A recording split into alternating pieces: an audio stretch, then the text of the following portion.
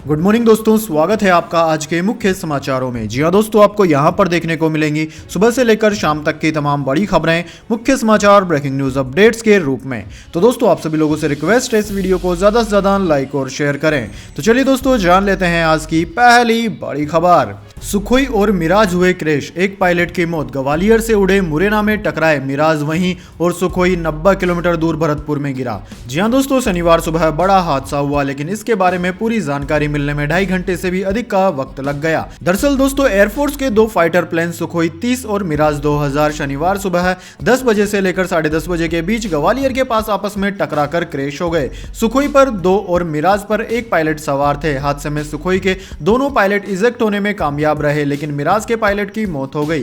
Air force ने बताया कि सुखोई से इजेक्ट हुए दोनों पायलट घायल हैं। उनमें एक विंग कमांडर हनुपंत राव सारथी है, उन्हें गंभीर चोटें आई है। दूसरे घायल पायलट और मिराज में मारे गए पायलट के नाम अभी पता नहीं चले हैं। दोस्तों, एयरफोर्स का कहना है कि दोनों सुखोई और मिराज ने रूटीन ट्रेनिंग के लिए उड़ान भरी थी। मिली जानकारी के अनुसार दोनों ट्रेनिंग के दौरान बेहद पास उड़ान भर रहे थे, तभी दोनों आपस में टकरा गए। टकराने से मिराज में आग लग गई और वह मध्य प्रदेश के मुरैना के पहाड़गंज में जा गिरा। इसे सबसे ज्यादा नुकसान हुआ। इसके पायलट की मौत हो गई। घटनास्थल पर उसके एक हाथ की वीडियो फुटेज भी सामने आई है। टकराने के बाद सुखोई में आग नहीं लगी, लेकिन उसके विंग्स टूट गए। उसके दोनों पायलटों को जब लगा कि एयरक्राफ्ट क्रैश होने वाला है, तो उन्होंने खुद को इजेक्ट कर लिया। दोनों पैराशूट के सहारे जमीन पर आ गिरे। इसके बाद सुखोई बिना पायलट के पहले वाले घटनास्थल से करीब 90 किलोमीटर दूर राजस्थान के भरतपुर जिले के पिगोरा में जा गिरा। वहां मौजूद लोगों ने भी विंग्स टूटने की पुष्टि की। उन्होंने बताया कि जब विमान गिरा तब उसके विंग्स नहीं थे।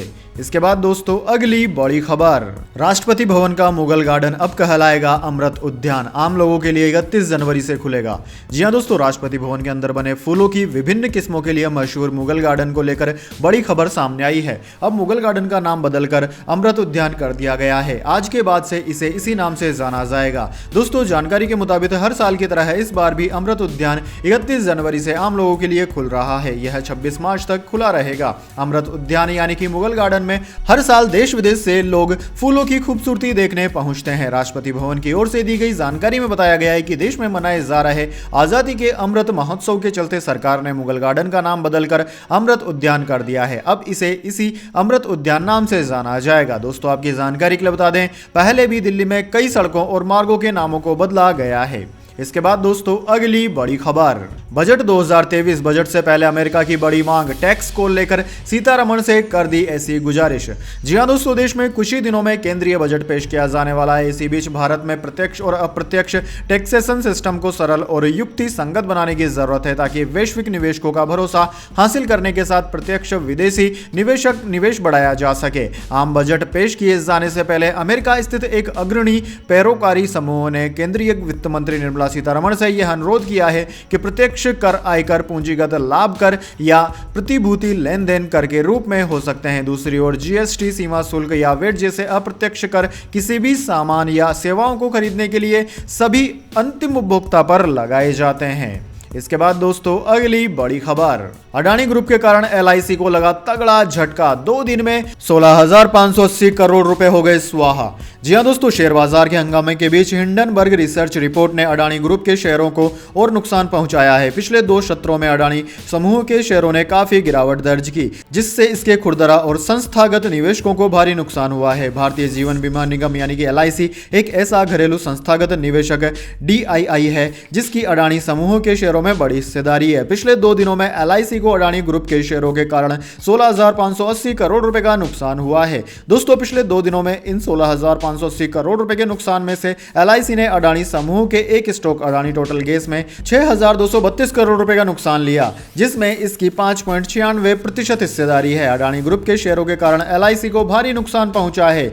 इसके बाद दोस्तों, अगली बड़ी खबर। बैंक यूनियनों ने 30 से 31 जनवरी की हड़ताल को लेकर किया फैसला। बैंक स्ट्राइक करेंगे या नहीं, जान लीजिए। जी हां दोस्तों, 30 और 31 जनवरी को होने वाली प्रस्तावित बैंक हड़ताल टाल दी गई है। इस हड़ताल के पहले बैंक यूनियनों की जो सुलह बैठक हुई, उनमें इस बैठक को टालने का फैसला लिया गया। दरअसल दोस्तों, United forum of bank unions ने मुंबई में हुई सुलह बैठक में बनी सहमति के बाद 30-31 जनवरी को होने वाली 2 दिवसीय देशव्यापी बैंक हड़ताल को स्थगित कर दिया है। बैंक कर्मचारी संघ के अखिल भारतीय महासचिव CH वेंकटचलम ने यह जानकारी दी है। बैंक यूनियन 31 जनवरी को अपनी मांगों को लेकर पहले चर्चा करेंगे। वेंकटचलम के मुताबिक भारतीय बैंक संघ 31 जनवरी को यूनियनों के साथ बैठक करने पर सहमत हो गया है। शुक्रवार को हुई इस सुलह बैठक में फैसला लिया गया कि 3 सामान्य मुद्दों 5 दिवसीय बैंक पेंशन का अपडेटेशन और पुरानी पेंशन योजना की बहाली पर 31 जनवरी को चर्चा की जाएगी। अन्य मुद्दों पर संबंधित अधिकारियों और श्रमिक संघों के साथ अलग से चर्चा की जाएगी। इसके बाद दोस्तों अगली बड़ी खबर, काठमांडू एयरपोर्ट पर व्यवस्था में गड़बड़ी, सभी फ्लाइट्स रोकी। 15 जनवरी को क्रैश हुए विमान ने यहीं से उड़ान भरी थी। यूएस में भी ठप हुई थी उड़ान सेवाएं। जी हां दोस्तों, नेपाल की राजधानी काठमांडू के त्रिभुवन अंतर्राष्ट्रीय एयरपोर्ट पर सिस्टम में समस्या आ गई है। इसके बाद सभी उड़ानों को रोक दिया गया। हालांकि दोस्तों ये खराबी क्या है और कैसे आई, इसकी एयरपोर्ट अधिकारियों ने अब तक कोई जानकारी नहीं दी है। 15 जनवरी को पोखरा में हुए प्लेन क्रैश में विमान ने इसी एयरपोर्ट से उड़ान भरी थी। यति एयरलाइंस का प्लेन काठमांडू से 205 किलोमीटर दूर पोखरा में क्रैश हो गया था। यह ATR 72 प्लेन था जिसमें 68 यात्री और 4 क्रू मेंबर्स सवार थे। पोखरा अंतरराष्ट्रीय एयरपोर्ट पर लैंडिंग से महज 10 सेकंड पहले विमान पहाड़ी से टकरा गया था, जिससे इसमें आग लग गई थी। इस विमान में 5 भारतीय यात्री भी सवार थे। घटनास्थल से 2 मछुआरों को जीवित बचाया गया था। इसके बाद दोस्तों अगली बड़ी खबर, भारत जोड़ो यात्रा में पहुंची महबूबा मुफ्ती ने राहुल गांधी और प्रियंका गांधी को लगाया गले, कहा यात्रा ताजा हवा के झोंके जैसी। जी हां दोस्तों, कांग्रेस की भारत जोड़ो यात्रा अपने अंतिम पड़ाव में जम्मू कश्मीर में है। 30 जनवरी को इसका समापन होगा। इस यात्रा के समापन समारोह में पार्टी में तमाम क्षेत्रीय पार्टियों को भी न्योता दिया है। इसी क्रम में यह यात्रा शनिवार को जम्मू कश्मीर के कवंतीपोरा पहुंची, जहां पीपुल्स डेमोक्रेटिक पार्टी की प्रमुख महबूबा मुफ्ती भारत जोड़ो यात्रा में शामिल हुई। इस दौरान उन्होंने कांग्रेस सांसद राहुल गांधी और पार्टी की महासचिव प्रियंका गांधी वाड्रा को गले लगा लिया। यात्रा में शामिल होने के बाद मुफ्ती ने कहा कि भारत जोड़ो यात्रा कश्मीर के लिए ताजा हवा के झोंके की तरह है, क्योंकि 2019 के बाद उसने इतनी बड़ी संख्या में लोगों को अपने घरों से निकलने का मौका दिया। दोस्तों आपकी जानकारी के लिए बता दें, केंद्र सरकार ने 5 अगस्त 2019 को पूर्ववर्ती जम्मू कश्मीर राज्य को विशेष दर्जा देने वाले संविधान के अनुच्छेद 370 में कुछ परिवर्तन कर दिए और उसे 2 संघ शासित प्रदेशों में बांट दिया। साथ ही उसका विशेष राज्य का दर्जा भी समाप्त कर दिया था। इसके बाद दोस्तों अगली बड़ी खबर, नेपाल की शालिग्राम शिला से बनेगी राम सीता की मूर्ति। नदी से निकालकर अयोध्या लाई जा रही 40 टन वजनी 2 शिलाएं, दावा 6 करोड़ साल पुरानी है। जी हां दोस्तों, नेपाल के 2 विशाल शालिग्राम शिलाएं अयोध्या लाई जा रही हैं। इनसे श्री राम और माता सीता की मूर्ति बनाई जाएगी। दोस्तों दावा है कि ये शिलाएं करीब 6 करोड़ साल पुरानी है। हालांकि इनसे बनी मूर्तियां गर्भगृह में रखी जाएंगी या परिसर में कहीं और स्थापित होंगी, ये अभी तय नहीं है। इस पर राम मंदिर ट्रस्ट ही अंतिम फैसला लेगा। नेपाल में पोखरा स्थित शालिग्राम नदी काली गंडकी से यह दोनों शिलाएं जियोलॉजिकली और आर्कियोलॉजी विशेषज्ञों की देखरेख में निकाली गई। 26 जनवरी को ट्रक में लोड किया गया। पूजा अर्चना के बाद दोनों शिलाओं को ट्रक से सड़क मार्ग से अयोध्या भेजा जा रहा है। रास्ते में इन शिलाओं के दर्शन और स्वागत के लिए भी लोग जुटे हैं। एक शिला का वजन 26 टन जबकि दूसरी का 14 टन है, यानी कि दोस्तों दोनों शिलाओं का वजन 40 टन है। इसके बाद दोस्तों अगली बड़ी खबर, जैकलिन नोरा के बाद चाहत खन्ना को फंसाना चाहता था सुकेश, कहा जेल में घुटनों पर बैठकर प्रपोज किया, 2 लाख रुपए भी दिए। जी हां दोस्तों, 200 करोड़ रुपए के मनी लॉन्ड्रिंग केस में ठग सुकेश के साथ फंसी टीवी एक्ट्रेस चाहत खन्ना ने हाल ही में कई खुलासे किए। उन्होंने आरोप लगाया कि सुकेश ने उन्हें धोखे से जेल में मिलने बुलाया। तब उसने खुद का परिचय तमिलनाडु की पूर्व मुख्यमंत्री जयललिता के भतीजे के रूप में दिया था। जेल में ही शादी के लिए प्रपोज भी कर दिया था। चाहत ने कहा कि मैं 18 मई 2018 को दिल्ली गई थी। मुंबई एयरपोर्ट पर मैं एक महिला एंजल खान से मिली, जिसने कहा कि वो मेरे साथ इवेंट में जाएगी। जब हम दिल्ली में उतरे तो हमने स्कूल जाने के लिए एक कार ली। थोड़ी देर बाद हम अचानक रुक गए और उसने कहा कि हमें कार बदलनी होगी क्योंकि इसे स्कूल के अंदर नहीं जाने दिया जाएगा। हम फिर एक ग्रे इनोवा में चले गए और कुछ सेकंड्स के भीतर मुझे एहसास हुआ कि हम तिहाड़ जेल के बाहर हैं। जब मैंने उससे इस बारे में पूछा तो उसने कहा कि हमें जेल के रास्ते स्कूल जाना है। चाहत का कहना है कि ये महसूस करने के बाद कि मैं तिहाड़ जेल में हूँ, मैंने चिल्लाना शुरू कर दिया और कार को रोकने के लिए कहा, लेकिन एंजल मुझे शांत करती रही और इससे पहले कि मुझे कुछ समझ में आता मैं तिहाड़ जेल के अंदर थी। इस बारे में आगे बात करते हुए चाहत ने कहा कि मुझे पता था कि मैं फंस गई हूं और मैं अपने 2 बच्चों के बारे में सोचकर घबरा गई जो मेरे पेरेंट्स के साथ मुंबई में थे। कार से उतरते ही हमें एक कमरे में ले जाया गया। मुझे याद है कि कमरा लैपटॉप, घड़ियों और लग्जरी महंगी चीजों से भरा हुआ था। वहां पर दुनिया भर के ब्रांडेड बैग थे। उस छोटे से कमरे में सब कुछ भरा हुआ था। चाहत ने आगे के घटनाक्रमों के बारे में भी बताया और उसने आगे आगे कहा कि मैंने चंद्रशेखर से कहा कि तुमने मुझे यहाँ क्यों बुलाया है। मैं अपने 6 महीने के बच्चे को घर पर छोड़कर ये सोचकर आई हूँ कि यहाँ एक इवेंट है। फिर इससे पहले कि मैं कुछ समझ पाती वो घुटनों के बल बैठ गया और कहने लगा कि वो मुझसे शादी करना चाहता है। मैं उस पर चिल्लाते हुए कहा कि मैं शादीशुदा हूँ और मेरे 2 बच्चे हैं, लेकिन उसने कहा कि मेरे पति मेरे लिए सही आदमी नहीं है और वो मेरे बच्चों का पिता बनेगा। मैं इतनी डर गई कि मैं रोने लगी। इसके बाद दोस्तों अगली बड़ी खबर, बीजेपी के लोग हमें शूद्र मानते हैं, सत्ताधारी पार्टी पर सपा अध्यक्ष अखिलेश यादव का हमला। जी हां दोस्तों, समाजवादी पार्टी के राष्ट्रीय अध्यक्ष अखिलेश यादव ने सत्ताधारी पार्टी बीजेपी को लेकर बड़ा बयान दिया है। उन्होंने कहा है कि भारतीय जनता पार्टी के लोग हम सबको शूद्र मानते हैं, हम उनकी नजर में शूद्र से ज्यादा कुछ भी नहीं है। अखिलेश ने कहा कि बीजेपी को यह तकलीफ है कि हम संत महात्माओं से आशीर्वाद लेने क्यों जा रहे हैं। दरअसल दोस्तों, अखिलेश यादव लखनऊ में गौतमी नदी के किनारे मां पीताम्बरा मंदिर में चले गए। मां पीताम्बरा 108 महायज्ञ में शामिल होने पहुंचे थे। इस दौरान अखिलेश यादव का हिंदू महासभा, अखिल भारतीय विद्यार्थी परिषद के साथ ही हिंदू संगठनों के कार्यकर्ताओं ने विरोध किया और जमकर नारेबाजी की। साथ ही अखिलेश को काले झंडे भी दिखाए। अखिलेश यादव ने कहा कि बीजेपी ने यहां गुंडे भेजे थे, बीजेपी धर्म की ठेकेदार नहीं हो सकती। उन्होंने कहा कि बीजेपी के गुंडों ने हम पर हमला किया, इसके लिए प्रशासन ने पहले ही यहां से पुलिस और पीएससी हटा ली थी। उन्होंने चेतावनी देते हुए कहा कि बीजेपी के लोग याद रखें कि उनके लिए भी इसी तरह की व्यवस्था होगी। इसके बाद दोस्तों अगली बड़ी खबर, इंडिया वर्सेस न्यूजीलैंड लखनऊ में खेला जाएगा भारत न्यूजीलैंड के बीच में दूसरा T20 मैच। जान लीजिए पिच और मौसम का हाल है। जी हां दोस्तों, भारत और न्यूजीलैंड के बीच में 3 मैचों की T20 सीरीज का दूसरा मुकाबला लखनऊ के अटल बिहारी वाजपेयी इकाना क्रिकेट स्टेडियम में खेला जाएगा। टीम इंडिया के लिए यह करो या मरो का मुकाबला है। दरअसल दोस्तों, इस सीरीज के पहले मुकाबले में भारतीय टीम को न्यूजीलैंड के हाथों 21 रन से शिकस्त मिली थी।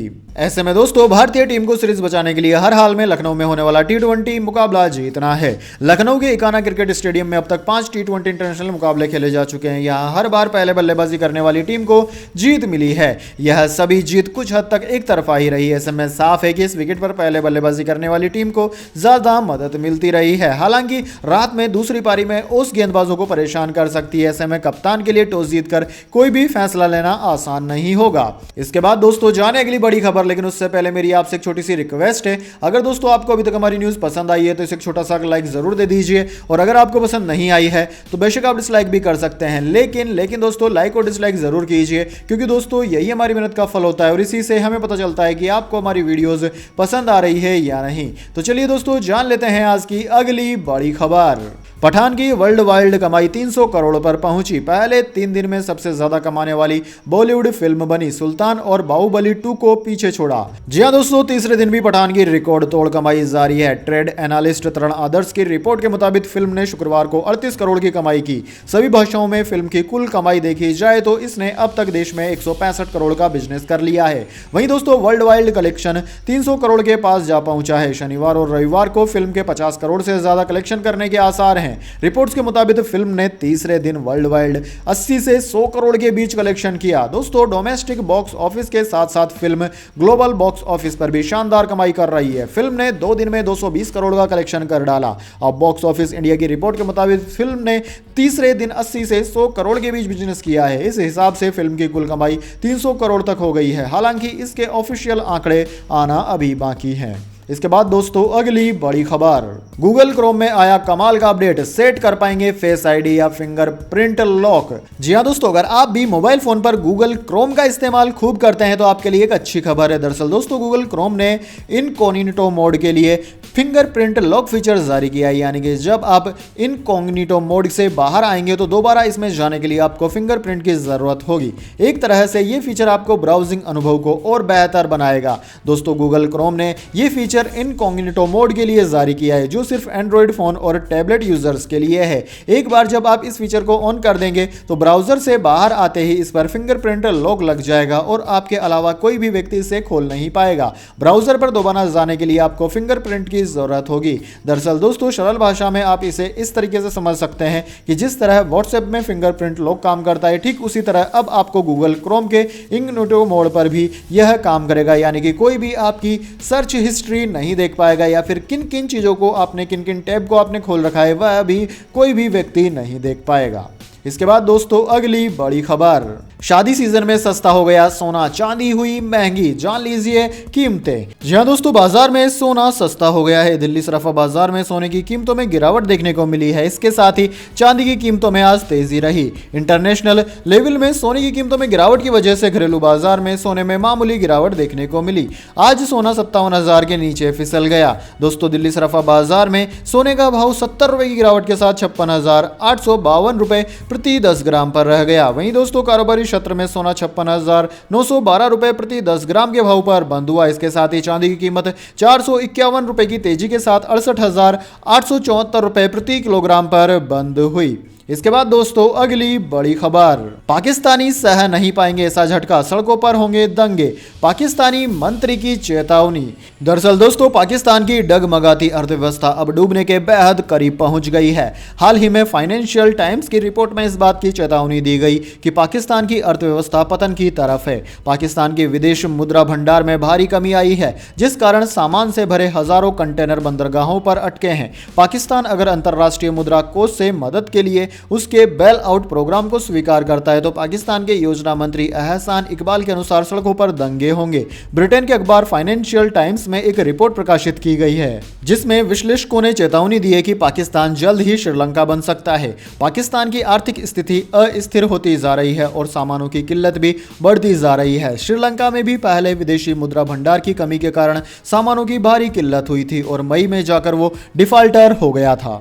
इसके बाद दोस्तों, अगली बड़ी खबर, मिस्र में खुदाई में निकला 1800 साल पुराना शहर, अंदर का नजारा देख चौंक गए लोग। जी हां दोस्तों, मिस्र में पुरातत्वविदों ने 1800 साल पुराने रोमन साम्राज्य के एक आवासीय शहर को खोज निकाला है। यह बड़ी खोज मिस्र के शहर लक्सर में हुई। दोस्तों, बताया जा रहा है कि यह शहर दूसरी और तीसरी शताब्दी का है। मिस्र के पुरातत्व परिषद के प्रमुख मुस्तफा वजीरी ने जानकारी दी कि यहाँ दूसरी और तीसरी शताब्दी में लोग रहा करते थे। शहर में कई आवासीय भवन सुरक्षित अवस्था में मिले हैं। लोगों ने कबूतरों के लिए भी ऊंचे घर बनाए थे। वजीरी ने इसे लक्सर के पूर्वी तट पर पाए जाने वाले सबसे पुराने और सबसे महत्वपूर्ण शहर के रूप में बताया है। शोधकर्ताओं ने शहर में कई ऐसे स्थान भी खोज निकाले हैं जहां से बर्तन और औजार और कांसे के रोमन सिक्के मिले हैं। उन्होंने इस खोज को एक दुर्लभ खोज बताया। शोधकर्ताओं ने लश्कर के नील नदी के पश्चिमी तट पर खुदाई की शुरुआत की थी, जिसके बाद उन्हें यह शहर मिला। नील नदी का यह क्षेत्र प्राचीन मंदिरों और मकबरों, रानियों की घाटी, राजाओं की घाटी आदि पर्यटक स्थलों के लिए प्रसिद्ध है। दोस्तों, मिस्र के पुरातत्वविदों ने हाल ही के वर्षों में कई बड़ी खोजें की है। अप्रैल 2021 में उन्होंने लश्कर के पश्चिमी तट पर एक 3000 साल पुराने खोए हुए सुनहरे शहर की खोज की थी। इस शहर को मिस्र में अब तक खोजा गया सबसे बड़ा प्राचीन शहर माना जाता है। इसके बाद दोस्तों, अगली बड़ी खबर, बजट 2023 एक्सपेक्टेशंस, खुशी से झूम उठेंगे सरकारी कर्मचारी, बजट में 8वें वेतन आयोग लाने पर हो सकती है घोषणा। जी हां दोस्तों, केंद्रीय बजट पेश होने में अब सिर्फ 4 दिन बाकी है। सभी सेक्टर के लोगों को बजट से तमाम उम्मीदें हैं। वहीं इस बजट से सरकारी कर्मचारियों को भी काफी उम्मीदें हैं। सरकारी कर्मचारी लंबे समय से 8वें वेतन आयोग को लाने की मांग कर रहे हैं। दोस्तों, माना जा रहा है कि वित्त मंत्री निर्मला सीतारमण बजट पेश करते हुए 8वें वेतन आयोग को लाने को लेकर घोषणा कर सकती है। अभी देश में 7वां वेतन आयोग चल रहा है। अगर सरकार 8वें वेतन आयोग की घोषणा करती है तो सरकारी कर्मचारियों की सैलरी में बड़ी बढ़ोतरी हो जाएगी। ऐसा होने पर नीचे से लेकर टॉप लेवल तक के सरकारी अधिकारियों की सैलरी में इजाफा हो जाएगा। इसके बाद दोस्तों, अगली बड़ी खबर, राहुल गांधी ने पुलवामा हमले के घटनास्थल पर जाकर शहीदों को दी श्रद्धांजलि। जी हां दोस्तों, कांग्रेस नेता ने पुलवामा पहुंचकर शहीदों को श्रद्धांजलि दी है। दोस्तों, आपकी जानकारी के लिए बता दें, कांग्रेस की भारत जोड़ो यात्रा इस वक्त जम्मू कश्मीर में है। भारत जोड़ो यात्रा पुलवामा जिले में पहुंच गई। राहुल गांधी समेत अन्य लोगों ने पुलवामा हमले के घटनास्थल लेथपोरा में शहीदों को श्रद्धांजलि दी। राहुल ने जम्मू श्रीनगर राष्ट्रीय राजमार्ग पर उस स्थान पर पुष्पांजलि अर्पित की जहां 4 साल पहले जैश ए मोहम्मद के एक आत्मघाती हमलावर ने सीआरपीएफ के काफिले में शामिल बस को निशाना बनाया था। श्रीनगर की तरफ बढ़ रही भारत जोड़ो यात्रा पुलवामा हमले में शहीद सीआरपीएफ जवानों को श्रद्धांजलि अर्पित करने के वास्ते कुछ देर के लिए जम्मू श्रीनगर राष्ट्रीय राजमार्ग पर रुकी। दोस्तों, आपकी जानकारी के लिए बता दें कि पुलवामा के लेथपोरा में 2019 को हुए आतंकी हमले में सीआरपीएफ के 40 जवान शहीद हो गए थे। इससे पहले राहुल गांधी की पदयात्रा में पूर्व मुख्यमंत्री महबूबा मुफ्ती अपनी बेटी इल्तिजा मुफ्ती के साथ शामिल हुई। इसके अलावा बड़ी संख्या में स्थानीय लोग भी यात्रा से जुड़े। एक दिन पहले यानी कि शुक्रवार को सुरक्षा में विवाद होने के बाद दूसरे दिन यात्रा कड़ी सुरक्षा के बीच चल रही है। तो दोस्तों यह थी आज की तमाम बड़ी खबरें। इसके बाद दोस्तों अब बारी आती है आज के माइंड क्विज क्वेश्चन की। जी हाँ दोस्तों, एक आसान से सवाल का जवाब देकर आप जीत सकते हैं एक अमेजिंग सरप्राइज गिफ्ट हमारे यूट्यूब चैनल की ओर से। तो दोस्तों आज का सवाल आपकी स्क्रीन पर आ चुका है।